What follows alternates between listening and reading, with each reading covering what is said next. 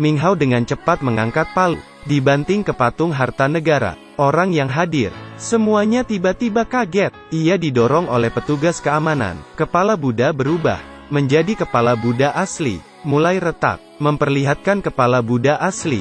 Ming Hao memberitahu, ini adalah nenek moyang keluarganya, yang sudah menjaga selama beberapa puluh tahun. Seketika keributan muncul. Semua ingin melihat wajah asli patung harta negara. Mengapa sebelumnya dilapisi dengan kepala Buddha palsu? Ternyata saat perang, harta negara ini merupakan barang antik dari Su Yicheng. Ia menjual ke pengusaha Jepang, Hattori. Setelah Su Yicheng dieksekusi karena telah berkhianat, sebagai rasa bersalah Hattori, ia meminta cucunya, Nona Tokana, untuk mengembalikan kepala Buddha ke China. Ini yang ia dambakan. Sebelum penyerahan resmi, cucu Su Yicheng melihat ada masalah di kepala Buddha. Ia melihat dengan seksama, menganalisis pengerjaan patung Buddha. Semuanya dibuat oleh Matula. Seluruh tubuh Buddha halus, mikik produk dinasti Tang. Tapi atas kepala Buddha kasar, seharusnya dipoles akan jadi lembut, karena dipalsukan. Jadi pakai tekstur yang keras, menggunakan pasir murah, sehingga meninggalkan bekas kasar di kepala Buddha. Acara pertemuan kepala Buddha segera diadakan. Ingin membuktikan pemalsuan kepala Buddha, dalam waktu singkat, harus menemukan yang asli. Ia ditemani partnernya, datang ke tempat kakek dulu bekerja. Setelah pencarian, mereka melihat ada sesuatu di dinding.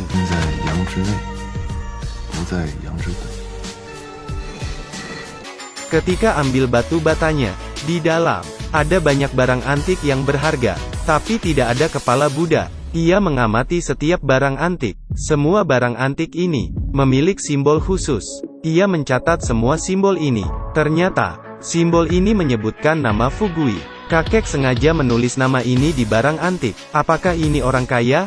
Tahu keberadaan kepala Buddha, keduanya akan jadi kaya. Tapi mereka diberitahu, kepala Buddha asli disembunyikan di desa Zengjia.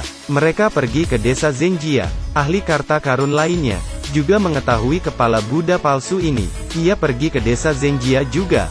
Tapi ada yang mengikutinya, agar tidak timbul kecurigaan bos. Ketiganya saling bertemu, tapi identitas mereka diketahui. Hai他妈给我演，砸了砸了，还给我演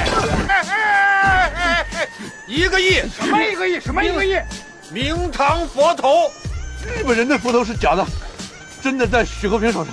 能找到佛头，怎么分？你说了算。 Tahu ada harta yang tersembunyi di rumahnya. Bos Zeng malam hari membawa mereka ke makam keluarga Zeng. Tombol rahasia dibuka. Patung Avalokitesvara bergerak. Ada sumur kering di tanah. Semuanya masuk ke dalam. Menemukan kepala harta negara itu, Ming Hao melihat kepala Buddha dengan jelas. Ternyata itu asli. Bos Zeng melepas dan mengambil kepala Buddha. Ming Hao mendorong Bos Zeng. Bos Zeng marah ingin menembaknya. Tapi ia ditembak duluan. Ternyata yang menembaknya, orang yang berburu harta lainnya. Ia masih hidup, melihat, kepala Buddha sudah diambil oleh ahli itu. Seketika di makam bawah tanah mulai bergetar. Semuanya sibuk kabur. Kaki Ming Hao kesakitan karena tertimpa batu. Tidak bisa gerak. Ahli melarikan diri sambil pegang kepala Buddha, lalu diserahkan. Kepala Buddha itu jadi milik ahli ini. Di saat itu ia juga melanjutkan, beritahu semua orang. Kepala Buddha ini palsu. 这颗佛头的顶缘上有一处并非是由谢鱼沙手工打磨，而是由极为相似的石英砂跟河沙打磨的。我们在海螺山上发现了一颗一模一样的佛头，甚至在材质和品相上都更胜一筹。 Ia turun dari panggung. Di saat semua ingin tahu kebenarannya, Ming Hao tiba-tiba masuk ke acara. Ia ingin membuktikan, datang ke sini, untuk memberikan semua kebenaran ke orang-orang. 我有佛头。 当年，我爷爷许一成发现了这个佛头，日本人和老朝奉都想得到。他为了不让这个佛头落入老朝奉的手里，我爷爷想了一个办法，保护这个佛头。现在，他把这个答案告诉了我。法相在皮相之内，真身在假身之中。 Tunggu waktu tepat. Ia mengeluarkan palu yang sudah disiapkan, memukul kepala Buddha. Dari yang palsu berubah jadi asli. Dulu Su Yicheng pakai trik ini untuk menutup yang asli. Berhasil menipu orang yang ingin harta negara ini. Ini yang asli. Sudah kembali ke pelukan Ibu Pertiwi.